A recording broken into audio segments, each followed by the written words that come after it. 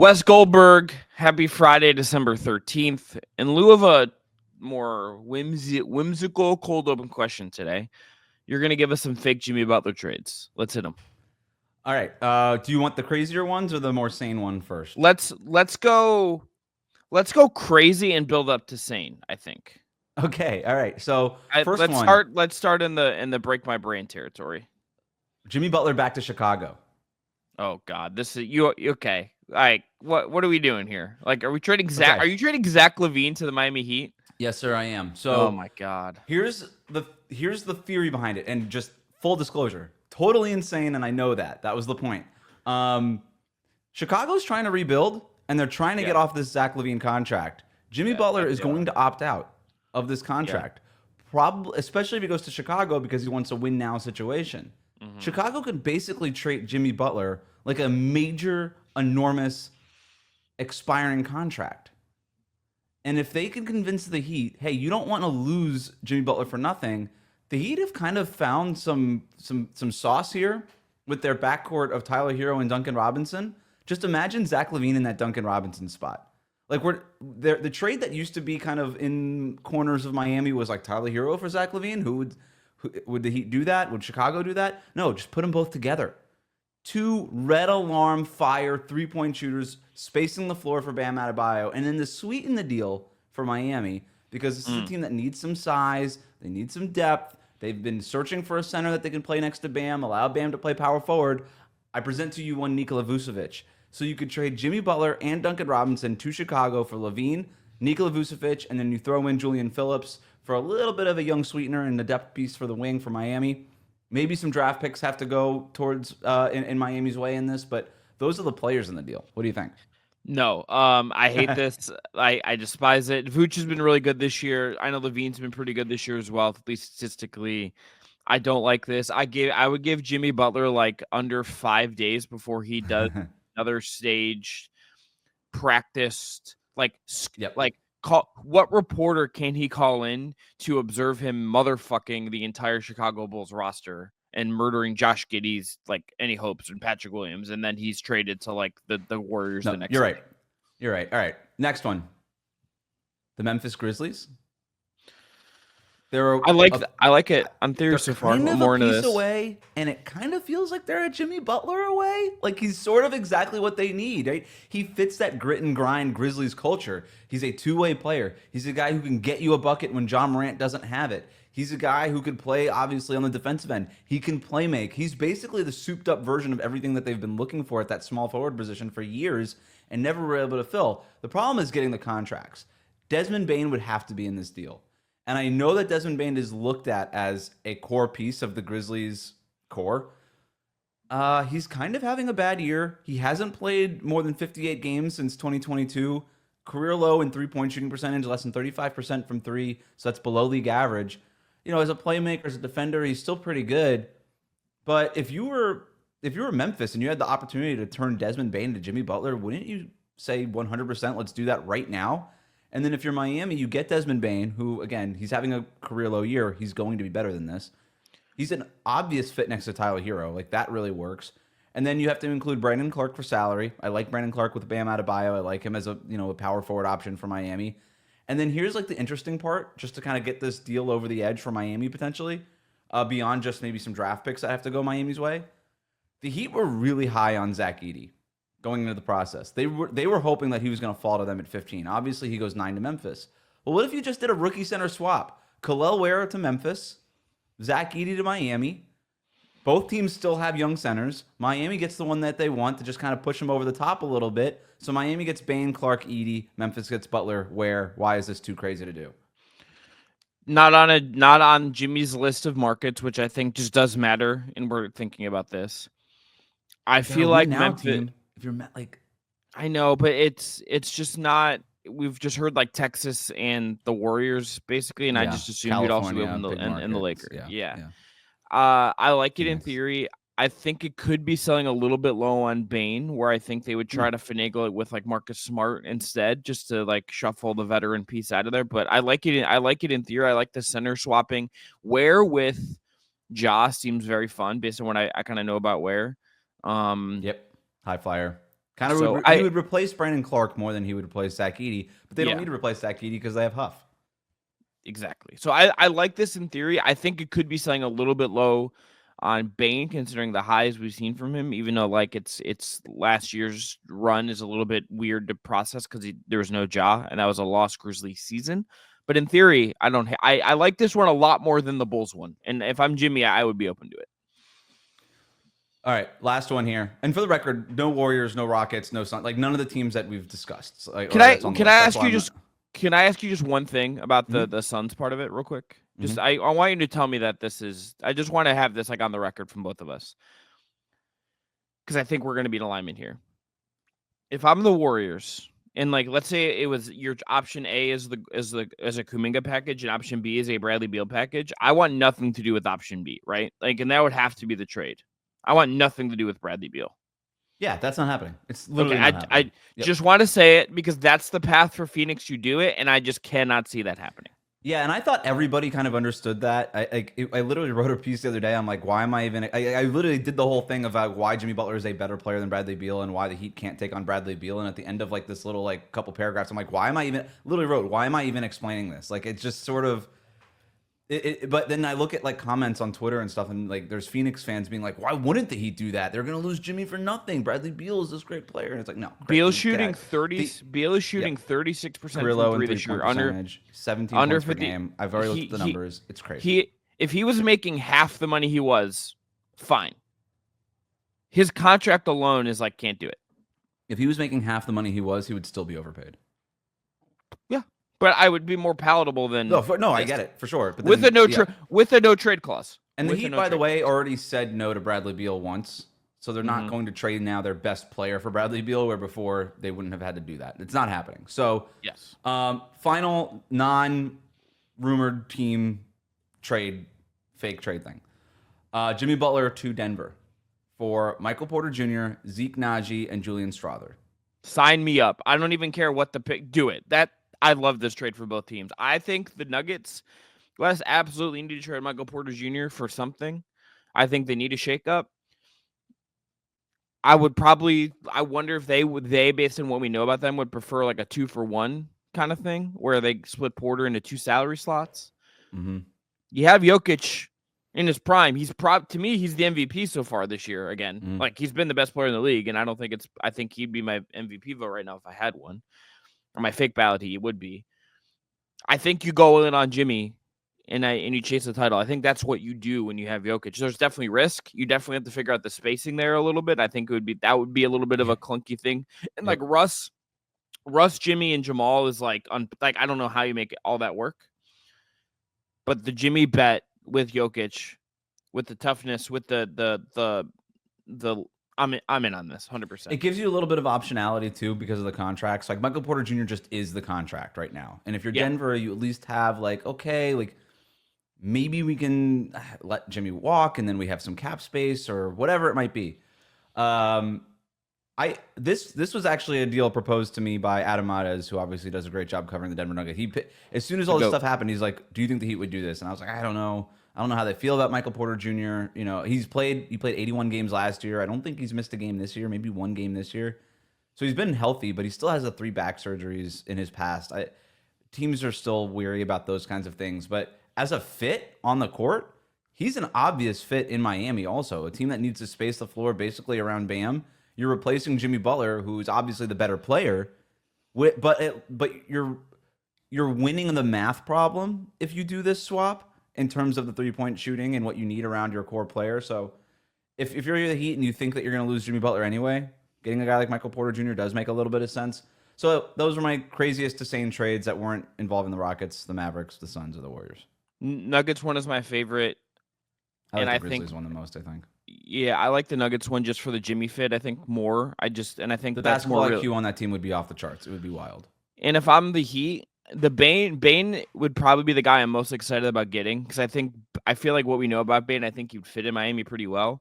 Mm-hmm. Then the question show off is those arms like all day in South Beach. Great. Yeah, just flexing. Could he say like run up in your trap in Miami though, which is just like when he said you that? You could say whatever you want in Miami. That's true. Well, I don't want to get too political. Not anything. Yeah. But like Desmond Bain, like in a sleeveless shirt when the UFC comes back to Miami in the spring, would just be scenes like him and Bam, like hanging out. I'm in on that. Would you prefer if you're the Heat? Would you prefer Kuminga or MPJ if you're getting one of those like bigger forward types back? If Kuminga's really going to hold out for this max contract, he's not getting. I'm telling you now, he's not getting. I don't think he's getting it. Like you know what? This is the great part about restricted free agency. But I think I can't believe I'm saying this. I think I'd rather have Kuminga because at least I get to control what the next contract is going to be in some regard. But it's also a bad fit.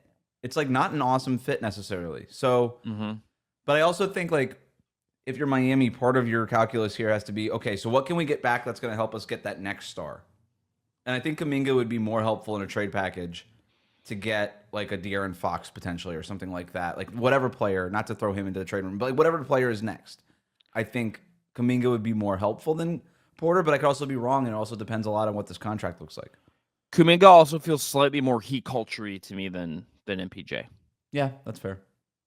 And I think what we know about Miami, him being in the doghouse real quick, where he gets traded to Miami. He's like, okay, I can be the man here, and Tyler Hero and Bam are like, no, dude, you're still third. Don't worry. Like, yeah, and I think you would know this better than me. There is a learning curve to the whole Miami thing that would take time. Like in Kuminga, yeah, I think that would be interesting. Maybe there's like a 3-way where Kuminga ends up in like Memphis, Bain, like, and I don't want to we need to move on because we got some NBA Cup to get to, but it's like, I wonder if there's like a Bain to Miami, Kuminga to Memphis, Jimmy to Golden State thing we could do. Maybe. All right, on today's show, NBA Cup, we're going to pick our finals and make the case for the ultimate winner. All on today's episode of the Just Basketball Show.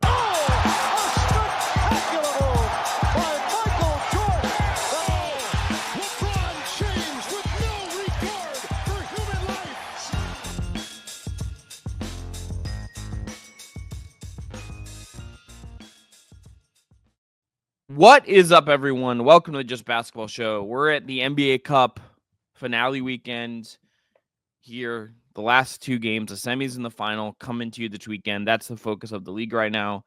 Wes, before we get into that, got to remind everyone, tell them about our subscribe on YouTube, subscribe on your podcast platform of choice, follow us on all social media platforms, and you got to tell them about our first sponsor today. That is BetMGM.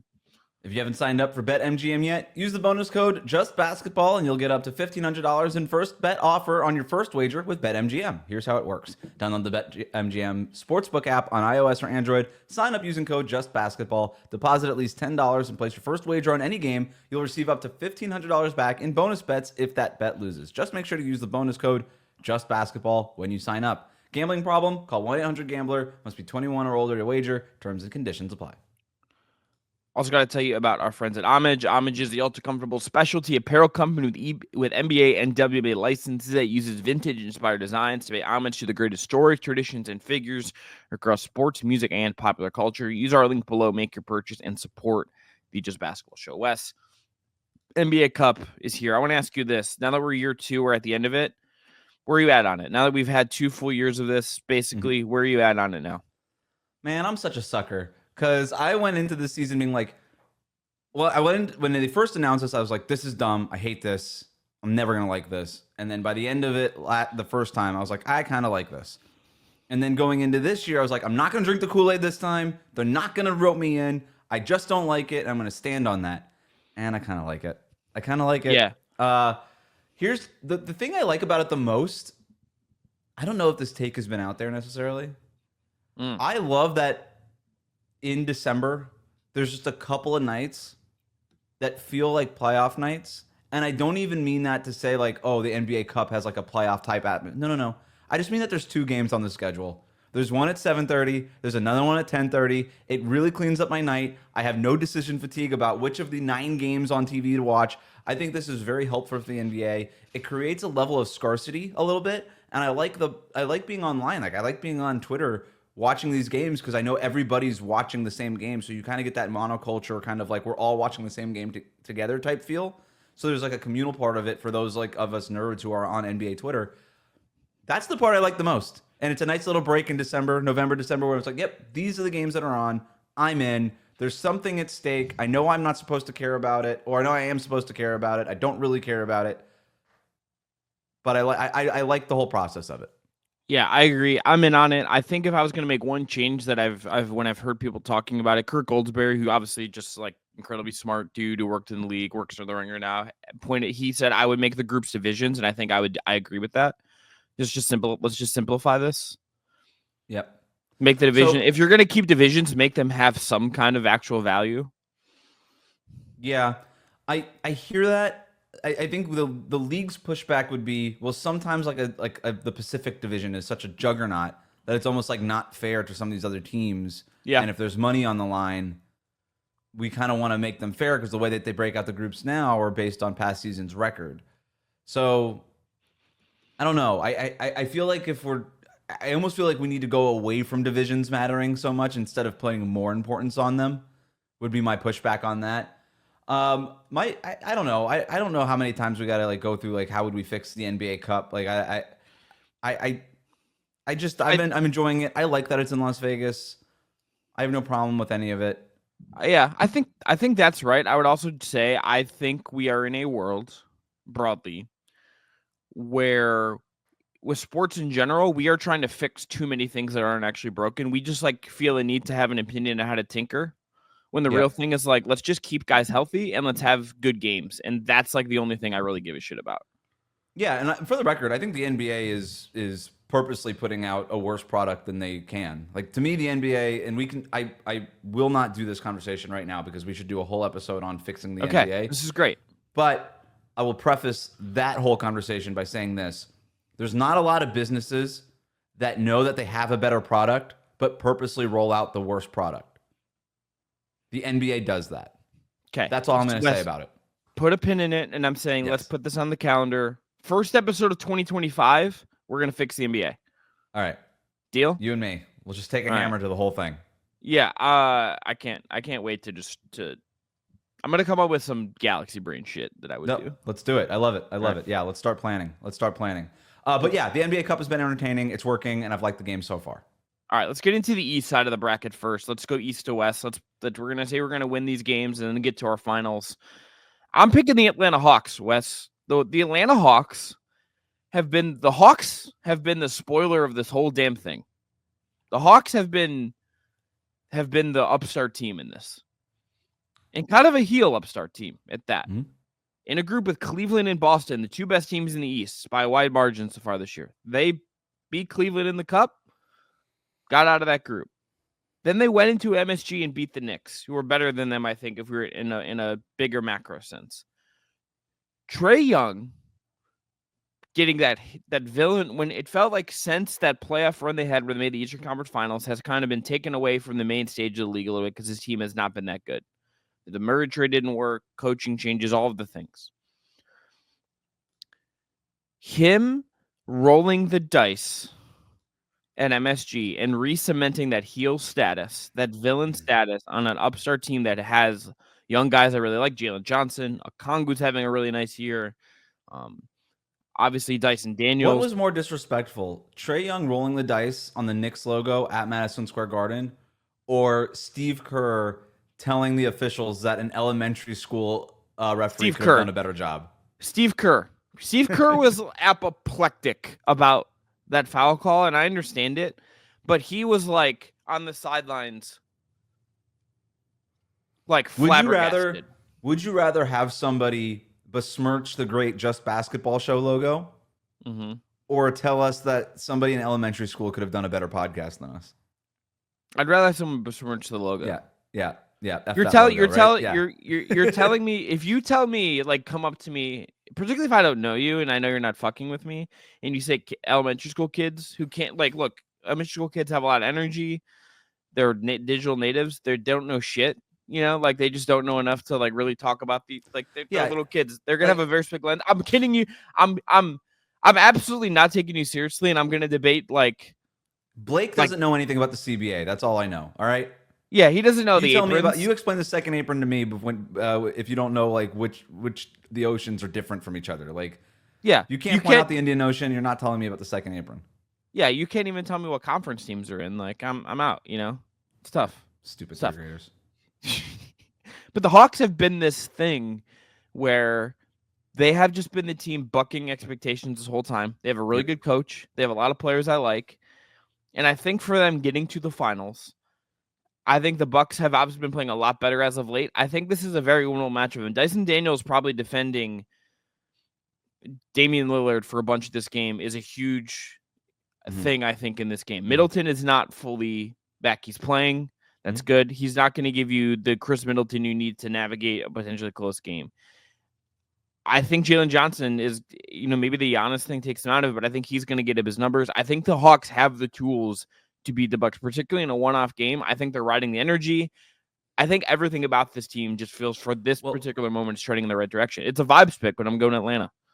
No, I mean, they have beaten the Bucks already this season. They beat the Bucks on a night where Giannis scored 31 points. Damian Lillard had 20-something points.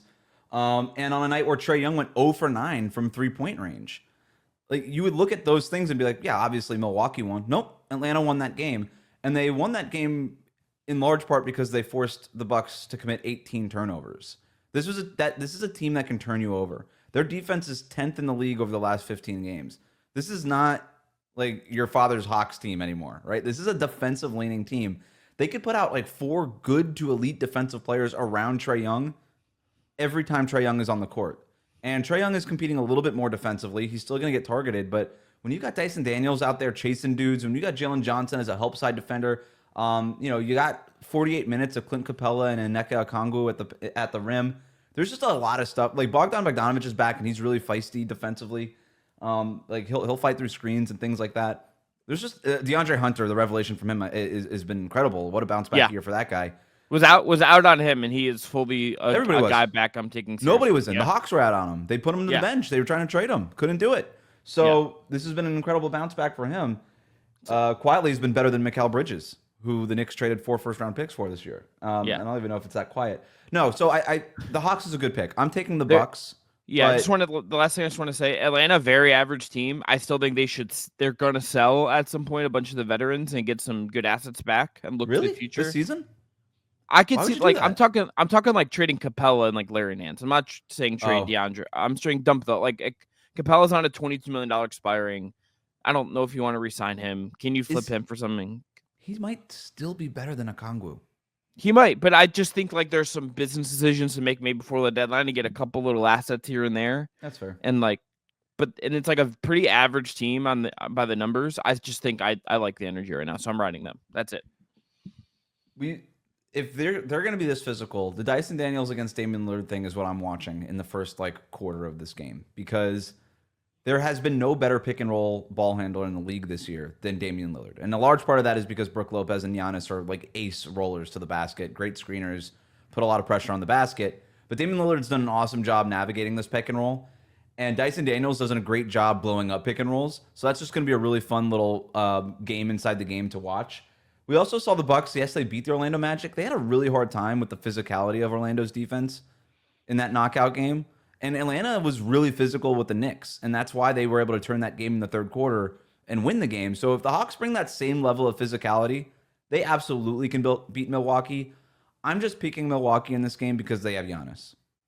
They have Giannis. They've got Dame. With Middleton back, he's not the same player.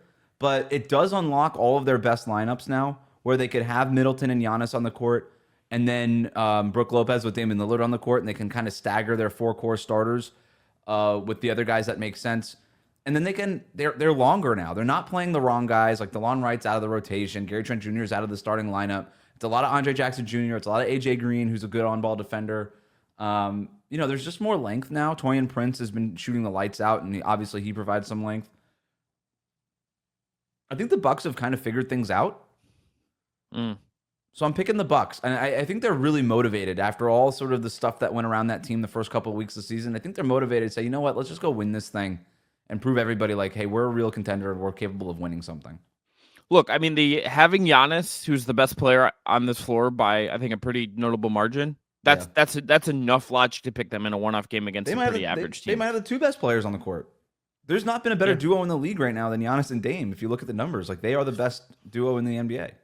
There's maybe a lesson to be learned that sometimes the duos we think when they don't work immediately after 1 year for weird reasons, and then they actually work, maybe there is just like this does take a year, and we forget that, and we just want instant gratification on these duos. We just expect greatness immediately, and there's maybe they won 49 games last year. It's not like they sucked. Yeah, it's not like they won 20 games and like it's like they won 49 games, had a clearly a pretty bad coach, and then had to reset.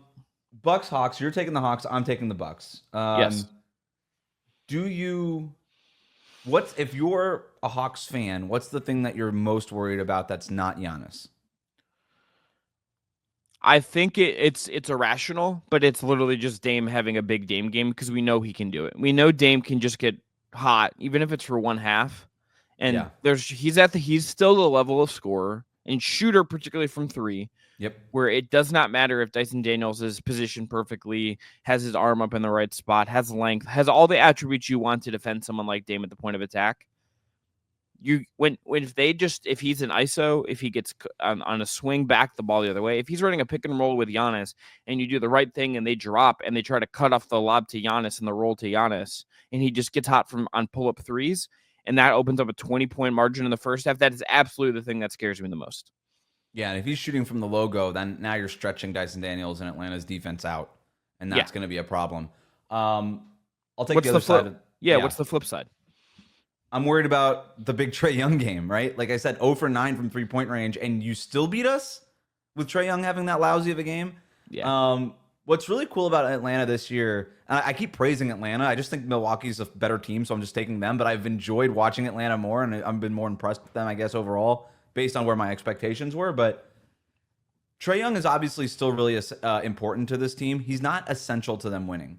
Like if Trae Young has a bad game, the Hawks still have an avenue to win a basketball game where that was not the case in the past because the system was so heliocentric, because they were riding and dying with whatever it is that Trae Young was doing. But you can get a big game from Jalen Johnson now or DeAndre Hunter off the bench or Bogdan Bogdanovic can kind of get hot for a quarter and you can still sneak out a win. But it's when Trae Young, and I should say, like his playmaking, his passing is still very essential to this team. He was throwing some dimes against the Knicks. He's been doing it all year, but his scoring isn't as essential anymore. And so when he does have one of those big kind of 30-point ice-cold Trae Young nights, it makes Atlanta even that much more dangerous.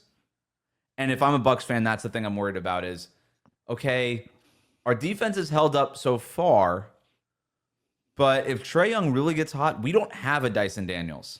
Like, we don't have that guy to throw at him. It's trying to hide Damian Lillard. It's hoping that we can play AJ Green for like 30 minutes and he can chase Trae Young around. Maybe we have to break the DeLon Wright, don't break glass in case of emergency thing, but he's a non-factor for us offensively and that hasn't worked. That would be the thing I would be scared of if I was Milwaukee. Yeah, and just on the passing note, Trae averaging a career best in assists and his turnovers really haven't changed. It is still just he's getting like almost assists and a half more a game. Yeah. His decision making has been so much better. Like he's getting off the ball so much faster.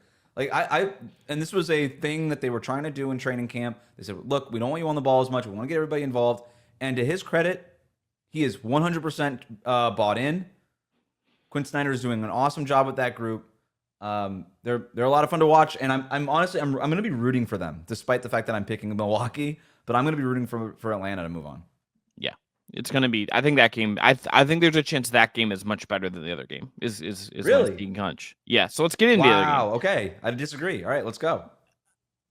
I'm picking the Thunder, and it's the same logic you had for the other side. That's the better Thunder team. Rockets is the matchup. It's Thunder Rockets. Yes. That's the Thunder are the better team with the best player on the floor. That's it. Yep. Like they are the best defense in the league. They have a really efficient offense. Even though this team still doesn't have Chet, they've got Hartenstein back. Shea is to me number 2 in the MVP, and I think there's a case for him to be the MVP. I think that is just a better team. And when I think about the Rockets, and I think about how they just beat the Warriors, that was a slugfest of a game. That was ugly. It was grimy. It was very much like, hey, we have this defensive identity. We're going to score just enough to beat you.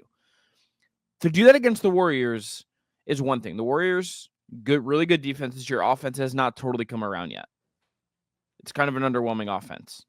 21st in the league right now. Fourth best. Yeah, defense. they're bad. They're bad offensively. And they've had one of the worst ones over the last couple of games or last 10 games. Flip that to Oklahoma City. First defense in the league. Yep. 7th in offense. Yep. Even though you have Van Vliet and Dylan Brooks and a lot of different things to throw at Shea and will be very well coached. We know that with Udoka. I don't think in a game that's probably going to feel somewhat like a playoff game, and even though these teams are 1-1 against each other this year, I do not see how Houston can get the game. If again, it's one game, anything could happen. But if I'm logically thinking about this, Wes, I don't see how Houston can play the game on its terms against Oklahoma City. If I'm saying both teams at their best, thinking about this, like drill down one game, everything's on the table. Both teams at their best. Thunder win this game. They're better. Yes. They're the better team. I think this is a really interesting matchup though for Oklahoma City. So the Thunder's defense is what carries them to wins on a game-to-game basis, right? Their offense is good, but it's the defense that they hang their hat on. They really defensively they rely on taking the ball away from you. They don't necessarily rely on contesting your shot and making shots tough for you, even though they do that. They're not a good defensive rebounding team still, even with Hartenstein. Because they know that they're not a great rebounding team, because they know that they don't have all of the this crazy length across every position and they can get a hand up in front of every shot. They say, you know what? We're just not going to let you take a shot. We're going to just take the ball away from you. And that's the reason why they're far and away leading the league in steals.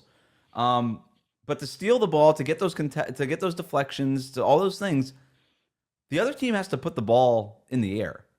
And the Houston Rockets averaged the second fewest passes per game this season. They're just not putting the ball out there as much as other teams.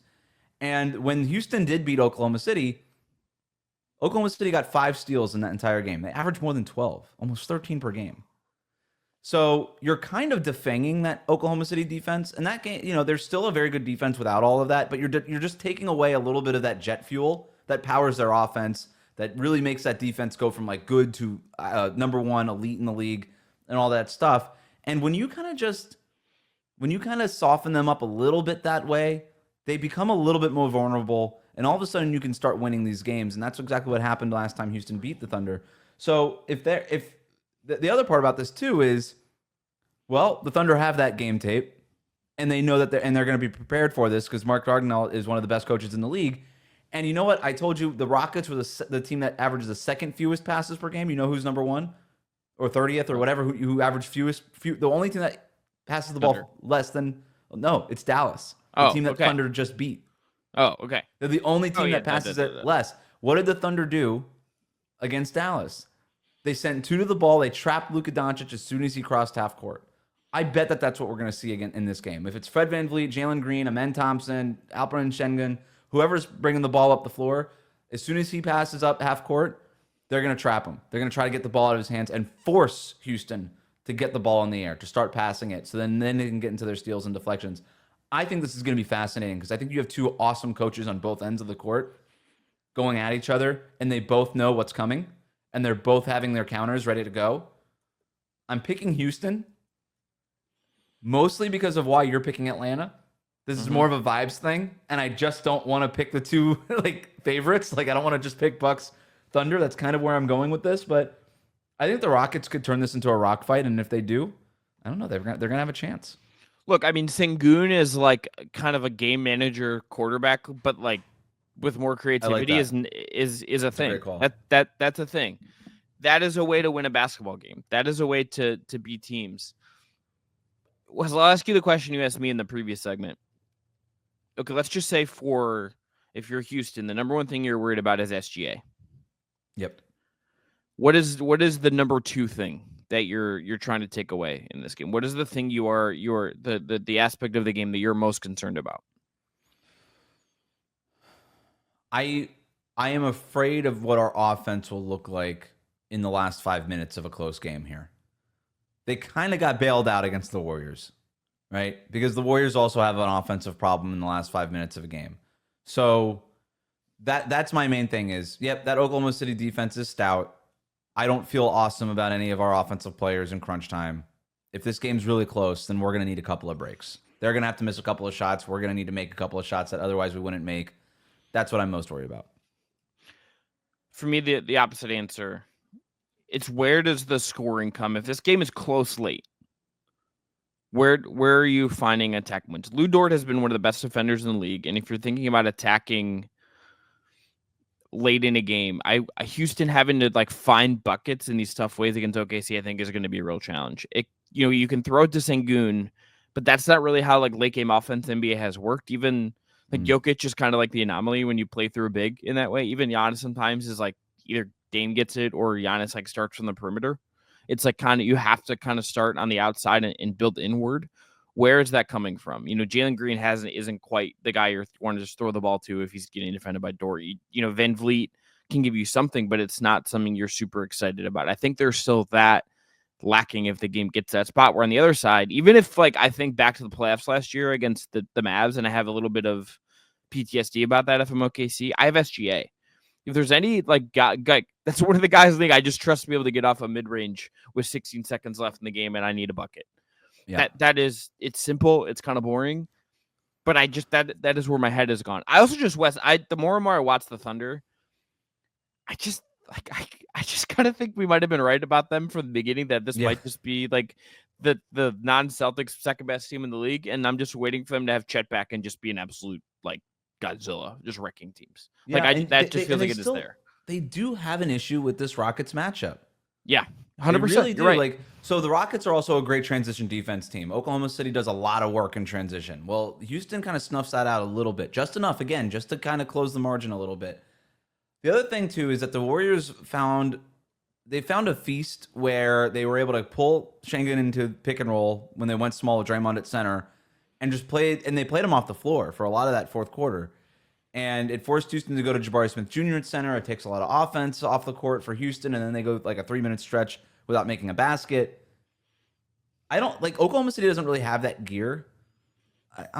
They could go to Jalen Williams at the 5 if they really wanted to, but it doesn't feel like it's a thing they want to do the way that Steve Kerr is just kind of waiting to put Draymond Green at the 5. It's like only when they had to and they had no other centers on the roster this year. And then other than that, it's like, That might be a fun thing to sort of experiment with, but that also feels like a playoff thing, and no offense to the NBA Cup, but we're not quite there yet. But to your point, like this feels like a time just to do it. It's like if there's ever a time just to fuck around and try some stuff.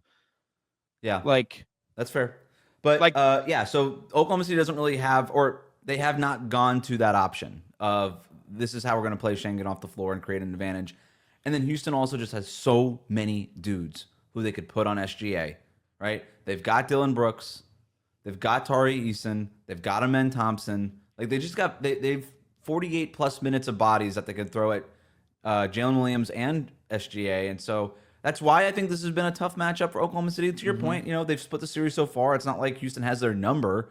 I just think that you look like qualitatively, this is where the Thunder are and this is where the Rockets are. Like the Rockets are third in the Western Conference. It's not like that there's that big of a gap in terms of the standings. But I think in terms of how we think about these teams and their sort of championship viability, the Thunder might be the favorite. It's them or the Celtics, where I don't think we're talking about Houston or thinking about Houston quite that way right now.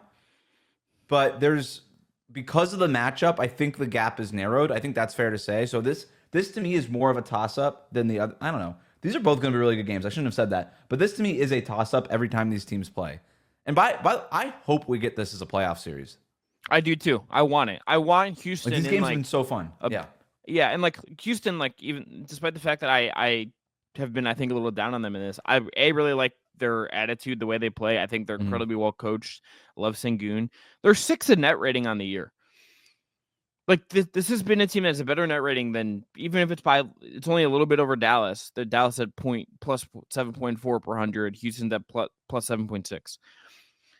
They're better than Orlando, Golden State, Minnesota, Sacramento, Miami, Denver, and Milwaukee on the year in terms of net rating, and Phoenix, and that's not nothing to have done that at this point of the season. You're 17-8. Like at some point, you do, even if we don't think of them as a title contender, you do have to look at them as like a real thing to consider a viable opponent. They're this year's Minnesota, right? They win games on the back of an elite game-winning defense. Not a good defense, not a very good defense. A game-winning defense. It's them and the Thunder are top 2 in defensive rating this year. Their offense is average. It's 15th.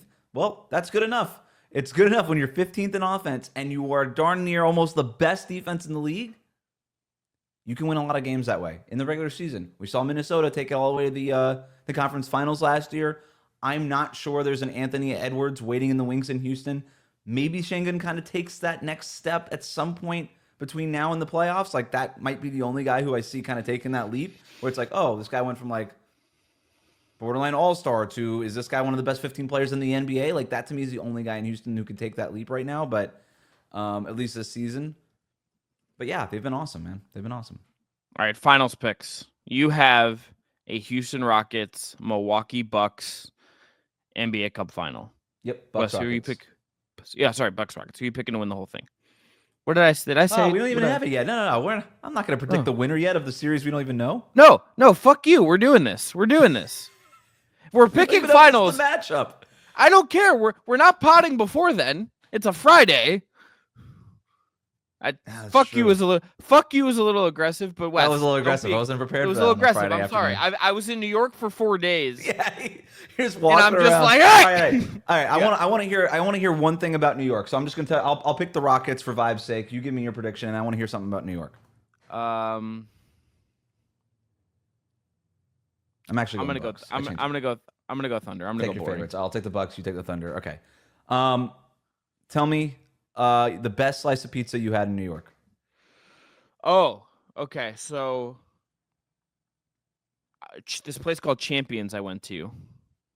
I'm trying to remember exactly where it was. They have a couple locations in the city. Oh, okay. I was directed there by friend of the show, our sales rep, who also appears on Just Baseball, Colby Olson, after an eBay event that I went. There was like a Marvel eBay Den of Geek thing I went to where I saw some folks. It wasn't a traditional New York slice. It was like they had some traditional New York slices, but I went with. Oh, they have a location in Miami.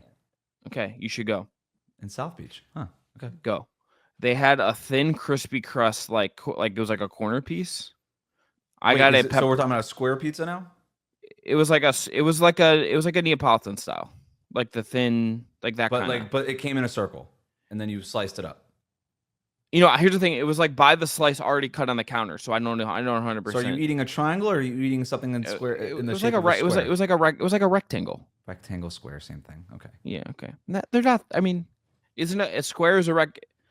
Tell me more about the pizza. Tell me less about shapes. Yeah, we don't care about shapes. There's a reason we're doing basketball podcasts and not like teaching high school math. Yes.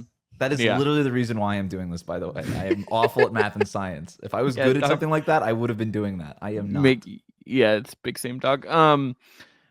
So I actually have a regret because Colby got a vodka sauce slice that looked awesome. I had a margarita, which is my favorite pizza. I think that is the gold standard of pizza. And I got a pepperoni pesto slice. Both were great. Little red pepper flakes and some added parm on top of both. The vodka slice looked A1. It looked perfect. I absolutely, next time I go there when I'm in New York, I'll be getting the vodka slice. It looked great. Was his also in the shape of a rectangle? Yes. Okay. So now they had traditional New York slices there because like one of the other friends I was with got a traditional cheese slice. Two of the other people they were there with got traditional cheese slices. They had both. Most of their options were the Neapolitan. Like, I have questions. Yeah. So the Neapolitan, the rectangle slice that you had. What are we talking about? Crust on the corners? Are we talking about just cheese kind of flowing over the edges? Like it was like a very this look. It was like all the toppings and the cheese and right up on the edges, a thin little bit of crust. So like there's a little speed bump. You could grip it. You could grip it. You're not folding this then, obviously. No. Served on a paper plate, by the way. I like that. That's important. Yeah. I don't. If you give me a real plate, Did you get a soda or a beer? I had a couple of drinks before this, so I had a seltzer. Like a seltzer or like a alcoholic seltzer? Like a LaCroix. Oh, okay. Like a sparkling water. Okay. Yeah, like sparkling water. I was like a White Claw. That's aggressive. So that's like those aren't alcoholic, Wes. I don't know if you know. It's like that and like Michelob Ultra are actually not alcoholic. Right, they don't count. Yeah. They do. Okay, so I'm going to be honest. I have a bias against, and this is wrong, but there's definitely prejudice within me, and it's against non-triangle slices of pizza. That's valid. That's entirely with valid. the exception of a Sicilian slice, which is made that way forever and yeah. I'm sorry. I'm thinking Sicilian, not Neapolitan. That's I thought that's what you meant. So, yeah. but it was it the thickness of a Sicilian, or was it thin? You said it was thin. It was thin. So that's almost like Detroit style. Yeah, but it wasn't Detroit style because it wasn't overflowing with toppings. I see. Okay. Like Detroit, I'm glad it was good. I'm glad you liked it. I would be open to trying it, but I am telling you, it would be very difficult for me to say, well, you have the traditional slice right there for me to go square. It would be very hard for me to do that. And I know that I'm wrong because people are really enjoying these new square slices. But I am a sucker for that triangle, baby, that I could fold that thing. That's all I want. Look, I understand if you don't live in New York and you're saying, hey, I'm going to go to Luigi's, I'm going to go to Joe's, I'm going to go to Scar's, which is an Asian town and quite good. And you want traditional, like, big slice that's, like, got grease on it that you can see, like, dripping onto the plate. Fully understand that. I think that is entirely valid.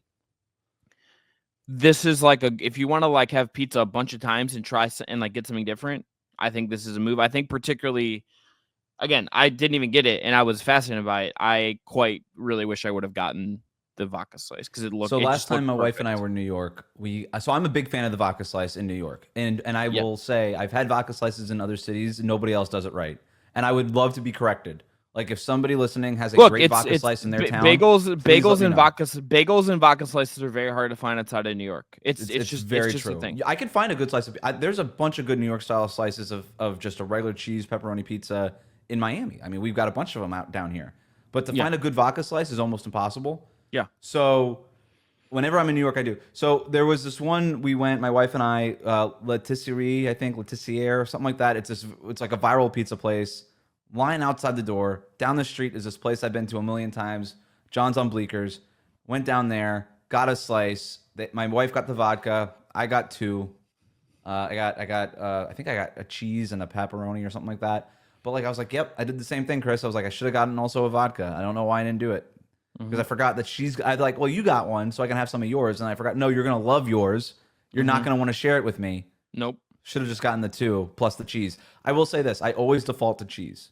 Every time I'm in a pizza place. I will always do one cheese and then one something else. Despite being like a avid meat eater, I do just like prefer like a cheese slice. Or I want like pizza to me, I want clean. It's why I like margarita. Margarita, if they have it, I'm going to go because I want the basil. I want just simplicity. I think pizza at its best is not overcomplicated.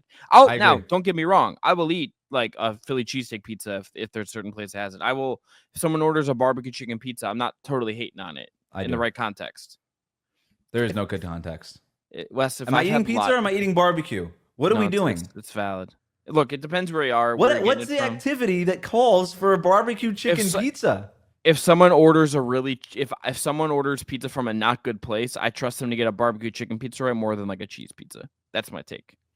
If somebody orders pizza from a not good place, order something else. Yeah.